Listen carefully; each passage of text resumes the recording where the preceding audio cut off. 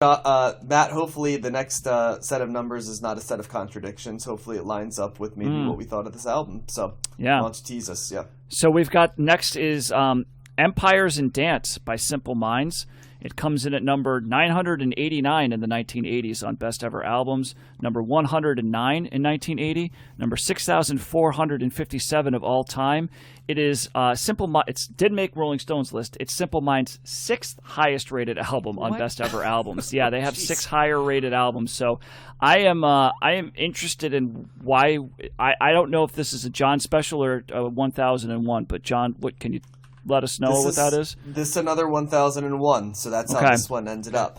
There's a lot I can say about this. First of all, I had in my mind what Simple Minds was supposed to sound like, and it was something like, "Don't you forget about me." And then I heard this, and I'm like, well, fuck, this sounds absolutely nothing like. I guess there's, in the sense that there's some electronic elements to that song, although it doesn't in any way come out. And would you say, guys, that this is the first, really 80s album, that we've listened to in the sense of it's like new wave meets, electronic music, I would say, is the best way to describe the sound of this in my mind. Certainly, art rock. There's a lot of space. There's a lot of space in this album, but I think it was also designed to be like a dance album. In its own way, it's of its time in 1980. Because the other thing about this album was the first time I listened to this album, I hated it, but I was like, I need to give this a second listen. And the second time I listened to it, I liked it a lot more, but I still can't tell you if I liked this album or not. I didn't hate it the second time I listened to it. I almost feel like I need to revisit this album after I get several more years of learning of a certain type of sound of 80s music, because I feel like my ears are hearing this for the first time, this type of sound, this electronic art rock sound. It also has elements of disco in this album at different times. It was very much like a shapeshifter album to me, and at first I really had a hard time, like we talked about in the earlier segment, with Rush. I just couldn't connect with it, and I said that I'd said earlier the journey of industrial music was going to be hard for me, because it's a music sound that I wouldn't say I actively tried to avoid it, but it was a sound that there weren't many artists that brought me into it. But I also know in the 80s and 90s it's going to be all over the place. I feel like this was the first time where I was confronted a little bit with my biases in terms of a listen, and I think that's why the first time my ears sort of said, this is something you wouldn't listen to, John. This is something you'd run away from. And that's why I thought the second listen was so key to this, because I found a lot more to like in this the second time. I have specific observations, but it's very rare where I have no idea what either of you are going to think about now. I really don't. As I was listening, I have no concept of how Matt and Josh are going to feel about this album, and I'm really interested to hear what you guys think before I go any further, because I don't want to step on your takes before I hear them sort of fresh. So, yes, this album is really curious in a way, because I'm also kind of on the fence about it. To answer your question about it being the first 80s album, I don't think so, because I hear different things in this. So I hear a lot of krautrock inspired songs. I hear a lot of industrial in this, and I heard a lot of obviously there's a lot of synth. So I think that's kind of what the synth part is where they clearly what the 80s, overall is represented by the synth and in pop music and stuff. But I feel like also there's like Joy Division in this, and there's kind of this more serious, dour aspect to this album that that reminds me of Joy Sure. Division, and almost some of that like goth stuff that we've dabbled in so far in the post punk era of things. And then so all of that really kind of created this interesting soundscape to me, because I agree, John, that it is also trying to be a dance album in the way that Joy Division is trying to be a dance album, or the way that shoot, what's that band? Why am I just drawing a blank? Anyway, I'll come back to it. So, and the dance aspect is that the songs are longer than I would expect them to be. They're not really trying for that pop sound if they're making longer songs, and that's kind of where the soundscape aspect comes into it for me. So I really, it also at times, because of the synth and it being so intense, it kind of reminds me of like a Miami Vice like backing soundtrack, or like some sort of 80s montage, like in the song I Travel. That kind of sparked something for me too. See, I got a disco vibe from that more than I got like a Miami Vice vibe personally. Yeah. And they're also kind of dabbling in something like Twist Run Repulsion. It's like, they're incorporating French vocals and like some jazz aspects to it. So Talking Heads is another, in the song 30 Frames a Second, which was my favorite song on this album. That reminded me of like a Talking Heads. So the art rock thing is also in there. It's kind of like this weird mishmash of all these things that we've listened to leading up to this. So there's an underlying kind of beat to all of the songs. There's like a foundational, either like repeating beat or a synth motif, or synth beat that kind of carries through all the songs, almost like a heartbeat on the song like Celebrate. I feel like there's very like, I don't know, like rhythmic, like medical, like one of those medical monitor qualities to it or something. Heart monitor? Yeah, heart monitor. You know who this band reminded me of a little bit, although I like this band way more than I like this album, is Ultravox. Depeche Mode? Oh shoot. Depeche Mode too. Yeah. But Ultravox, ha ha ha. There's elements here, but yeah, that's the first thing I thought of.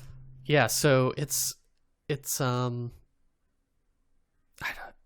describing the music is really hard. It's very synth heavy. It's very there's kind of an echoey quality, feeling like they're actually in a warehouse making the music at times with that industrial aspect. There's a metronomic kind of machine quality to some of the sounds, and then the lead singer sounds kind of like the lead singer of Joy Division. So that kind of, he's got a deep voice. It's very monotone in a certain way, and not this album is not like their most well-known song. Well, it doesn't sound anything like the Simple Minds that I was familiar with from the mid to late 80s, which is a very different sound than this. Yep. Yeah, I thought that this was an interesting lesson. I didn't know any of this stuff, and yeah, Depeche Mode definitely came to mind. I'm like, this definitely sounds like it's a Depeche Mode album. And the more I listened to it, I saw the Joy Division as well. So I agree with you there, Josh. Bauhaus. That was the Bauhaus. There you go. It came back. You're there. Right on.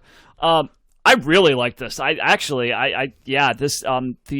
first 5 songs in particular, I was just like one song after another. Like I was getting in the groove, and I thought it was they had good beats. It's simple, right? There's some of these first couple songs are very simple. There's not a whole lot going on, and you're right, Josh, it's like got that metronomic, it's kind of like the beat just over and over again, and you've got some synths playing it, but the way that they're playing that, the way that the synths are juxtaposed along with the beat, it was a very easy thing for me to get into, and I really that first 5 songs in particular are just very good. Capital Cities I think that's just got like it's a slower kind of bass groove that they got going on there, but I don't know, to me it was very easy to get into.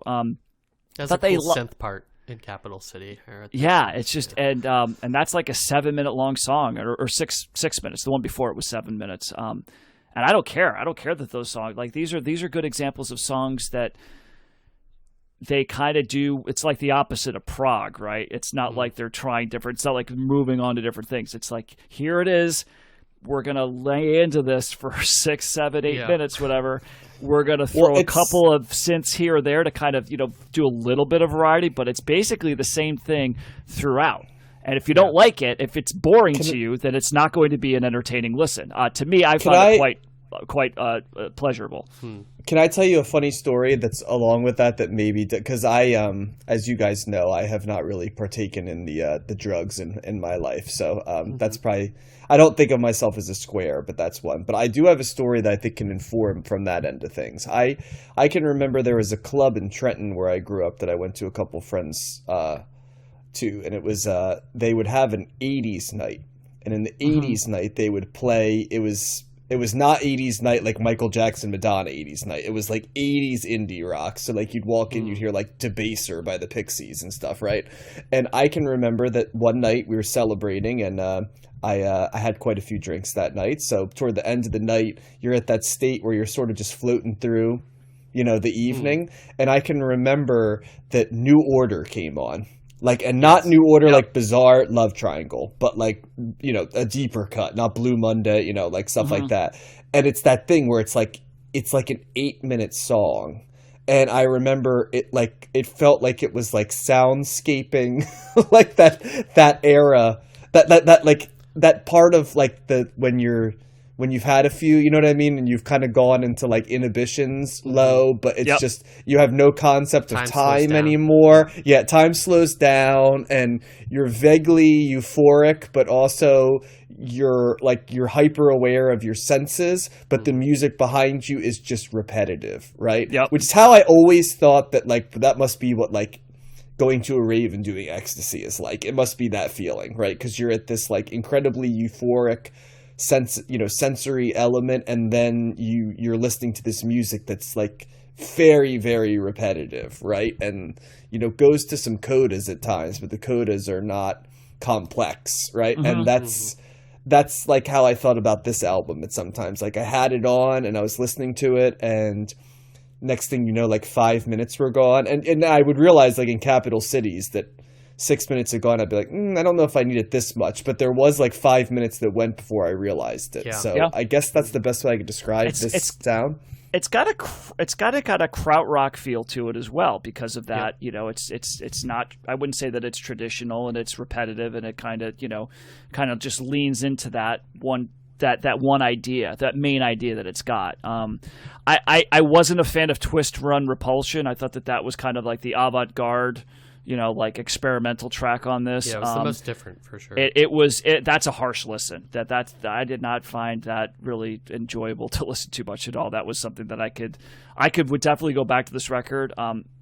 That's something I could just skip over, I think. And I certainly don't need 4.5 minutes of that. If that was something that you did for like a minute and a half or whatever, it's like, okay, but it's a bit much. You got just the horns blasting, but, no, I think I'm okay with this stuff. This is, it's not my main genre of choice, but there have been other, kind of bands in, the 2000s or whatever that I do like more, electronic stuff. Cut Copy, it comes to mind as like a band that's, has got some stuff that I like listening to, and it's kind of along these lines of this, the electronic type music. And so this was a big surprise. I too was not expecting this, knowing Simple Minds from the Breakfast Club, and that's clearly there's more to it than just that. But I was surprised at like how much I liked this and just how different it was from what I thought it was going to be. So I'm a thumbs up here, and I was shocked. I'm like, it's their 6th highest rated album. So it makes me go, what's their other stuff like? And I don't know if we're gonna much poppier. We're covering their 1982 album, New Gold Dream, and Cold Listen. New Gold Dream. Yep. It's like, so that's their New Gold Dream Volume 1, 2, and 3 or something? Isn't that the name 81, of the album? 82, 83, 84. It is their highest rated album on Best Ever Albums, but it's not in the top. It's not in the top 100 in the 80s. It's 127, so it must be it's Cold Listen that we're doing. So we're not going to do a full bio on them. I don't think, unless that is They're Scottish, but anyway, I saw that.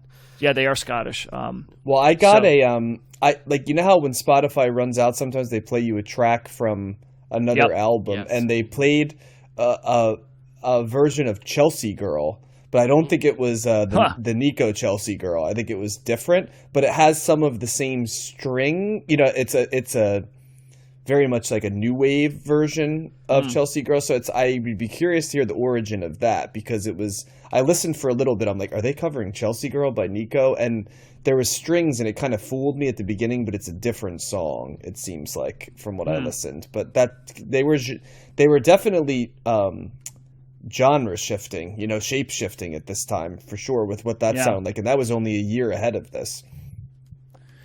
Yeah. I can just imagine, knowing they're from Scotland, like this is kind of like rainy day music in some sort of way. Oh, not for me, man. I don't want to listen. Like, I have a different type. You know what's also interesting is Simple Minds played as the opening act for Peter Gabriel on his 1980 tour, who we're about to cover in like 5 seconds. So I just thought that was an interesting. Is kismet? Is that the term, right? Of when things come together? Yeah. So. Interesting. So is that a good place to move into Peter Gabriel right I think there? so. Because yeah. There we go. So I'm thumbs up. Where are you guys? Middle? I didn't hear. I can't give this a thumbs up. I'm neutral. Yeah, I'm like thumbs confused. Thumbs slightly. Yeah. Yeah. Oh man, no. Oh man. Okay, I'll carry the torch for Simple Minds. I really liked it, so I'm thumbs up.